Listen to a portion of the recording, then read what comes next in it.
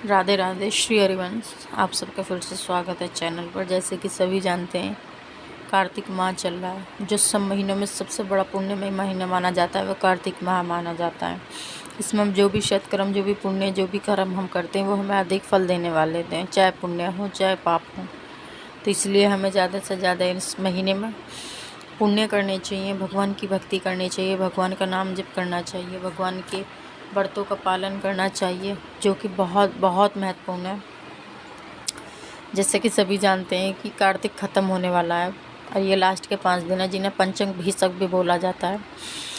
तो इसमें 5 दिन ये बहुत खास होते हैं। जैसे जब से स्टार्ट होते हैं तो ये एकादशी से स्टार्ट होते हैं। जैसे कि अब के जो एकादशी पड़ रही है वो पड़ रही है 12 तारीख की, और उसमें हम जो कि एक प्रबोधनी एकादशी भी कही जाती है, देवउठनी एकादशी भी इसको बोलते हैं, जो बहुत बड़ी एकादशी है, बहुत बड़ी।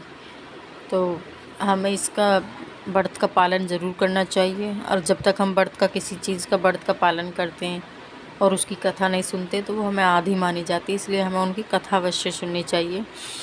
कि अब उसकी कथा का महत्व पढ़ते हैं कि उसकी कथा का कितना बड़ा महत्व है। स्वयं भगवान श्री ब्रह्मा जी खुद स्वयं इस चीज़ का वर्णन कर रहे हैं कि ब्रह्मा जी बोले कि हे मुनिस्तम, पापों को दूर करने वाली, पुण्य को बढ़ाने वाली, बुद्धिमानों को मोक्ष देने वाली प्रबोधनी एकादशी का महात्म्य सुनो। हे विपिंदर, भागीरथ गंगा पृथ्वी पर तभी तक गरजती है जब तक पापों को नाश करने वाली कार्तिक में प्रबोधनी एकादशी नहीं आती। तीर्थ समुद्र सरोवर तभी तक गरजते हैं जब तक कार्तिक की प्रबोधनी एकादशी नहीं आती।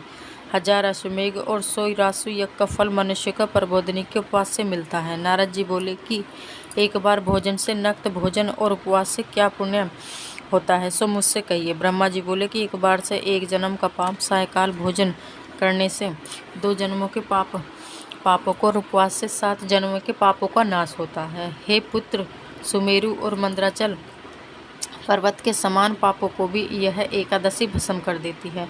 हजारों पूर्व जन्मों के लिए किए हुए दुष्कर्मों को जागरण करने से रुई की ढेर की तरह प्रबोधनी एकादशी जला देती है।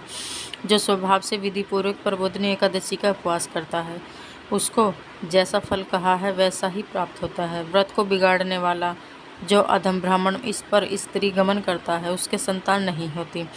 जो गुरु और ब्राह्मणों को अहंकार दिखलाता है उसका पुण्य शीघ्र ही नष्ट हो जाता है और धन संतान नहीं होती। जो नीच मनुष्य साधुओं का अपमान करके प्रसन्न होते हैं और जो अपमान करने वालों को नहीं रोकते वे अपने कुल का नाश करके देखते हैं।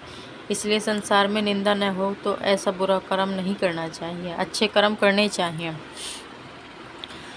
चाहिए जिससे धर्म नष्ट ना हो। और जो कोई अपने मन में ये सोचते हैं कि हम प्रबोधन का व्रत करेंगे तो ऐसा विचार करने से ही उसके 100 जन्म के पाप नष्ट हो जाते हैं।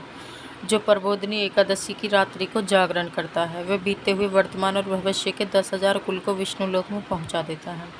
सब तीर्थों में स्नान करने और गो सुवर्ण पृथ्वी का दान करने से फल नहीं मिलता, जो एकादशी के जागरण से फल मिलता है।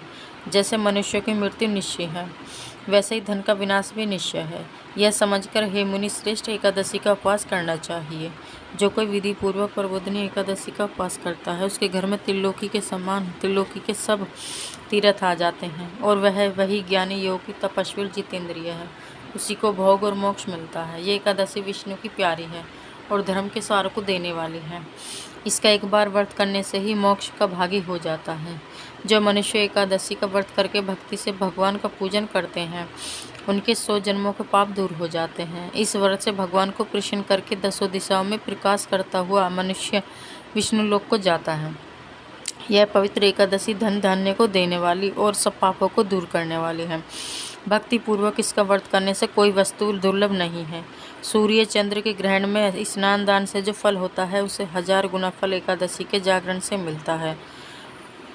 प्रबोधनी के दिन स्नान दान जप होम स्वाध्याय भगवान का पूजन, इससे जो कुछ किया जाए उसका करोड़ गुना फल होता है। कार्तिक के एकादशी का व्रत न करने से जन्म भर का किया हुआ सब पुण्य व्यर्थ है।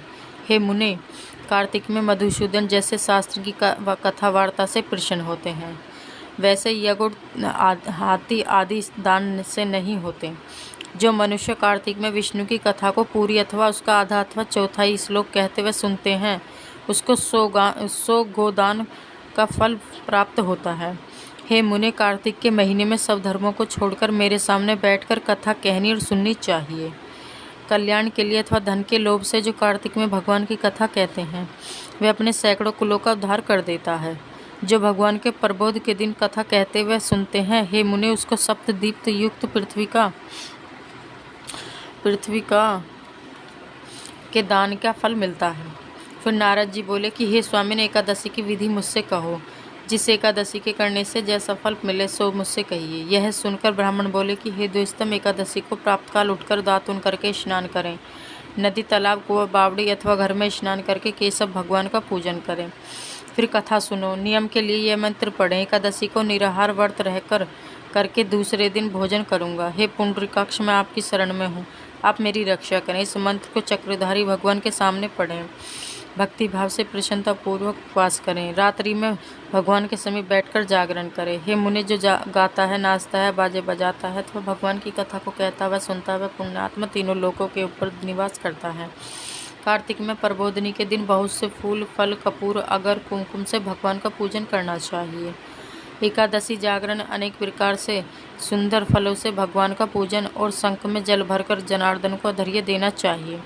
जो दिव्य अगस्त से फूलों से जनार्दन का पूजन करते हैं, उसके लिए इंद्र भी हाथ जोड़ता है। जो कार्तिक में भक्ति पूर्वक भगवान की बेलपत्र से पूजा करते हैं, उनकी मुक्ति हो जाती है। वतस कार्तिक में जो तुलसी के पत्ते और फूल से जनार्दन की पूजा करते हैं, उनके 10,000 वर्षों के पाप भस्म हो जाते हैं। तुलसी का दर्शन, स्पर्श, ध्यान, कीर्तन, नमस्कार, स्तुति करने से, पौधा लगाने से, सींचने से और नित्य पूजन करने से तुलसी सुफल देती है। जो नित्य प्रति तुलसी की परिक्रमा 9 प्रकार की भक्ति करते हैं, वे करोड़ों युगों तक वैकुंठ में निवास करते हैं। हे मुने, कार्तिक में गुलाब के फूलों से जो परम भक्त से भगवान का पूजन करता है, वह मुक्ति का भागी होता है। बकुल और अशोक के फूलों से जो भगवान की पूजा करते हैं, उनको जब तक सूर्य चंद्रमा है तब तक शोक नहीं होगा। जो सफ़ेद या लाल कनेर के फूलों से जगन्नाथ की पूजा करते हैं, उनके चारों युगों में केशव भगवान प्रसन्न रहते हैं। जो बड़भागी मनुष्य केशव के ऊपर आम का बोर चढ़ाते हैं, उनको करोड़ गोदान का फल मिलता है। जो दूब के अंकुर से भगवान का पूजन करते हैं, उनको पूजा का 100 गुना फल प्राप्त होता है। हे नारद, जो छोकरे के से पत्ते से सुखदायी भगवान का पूजन करते हैं, वे भयंकर यमलोक के मार्ग में सरलता से पार कर जाते हैं। हे विपरीत से जो मनुष्य जनार्दन भगवान के ऊपर ककड़ी का फूल चढ़ाते हैं, उनको एक फल सुवर्ण चढ़ाने का फल मिलता है। जो मनुष्य सुनहरी केतकी का फूल जनार्दन भगवान पर चढ़ाता है, गरुण ध्वज भगवान के करोड़ जन्मों के पापों को भस्म कर देता है। जो कुमकुम से के समान लाल रंग की सुगंधित शतपत्री का फूल जगन्नाथ पर चढ़ाता है, उसका श्वेतद्वीप में निवास होता है। हे ब्राह्मण, इस प्रकार भक्ति मुक्ति को देने वाले से केशव भगवान का रात्रि में पूजन करके प्राप्त काल उठकर नदी के तट पर चला जाए, वहाँ स्नान, जप और नित्य कर्म करके जाकर विधि पूर्वक केशव भगवान का पूजन करें। व्रत की धारणा के लिए बुद्धिमान मनुष्य ब्राह्मण भोजन करावे, भक्ति युक्त चित्त में सिर झुकाकर क्षमा मांगे और दक्षिणा देनी चाहिए। विराजन नक्त भोजी मनुष्य अच्छे ब्राह्मणों को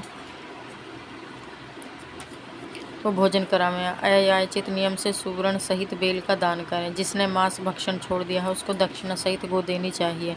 आंवले से स्नान करने से नियम में दही और शहद देना चाहिए। जो फल छोड़े हों तो फल का दान करना चाहिए। तेल छोड़ा हो तो घी देना चाहिए। घी छोड़ा हो तो दूध देना चाहिए। यानी कि छोड़ने के नियम में चावल देना चाहिए। राजन भूमि पर सोने वाले को गद्दा और चादर समेत स्याह देनी चाहिए।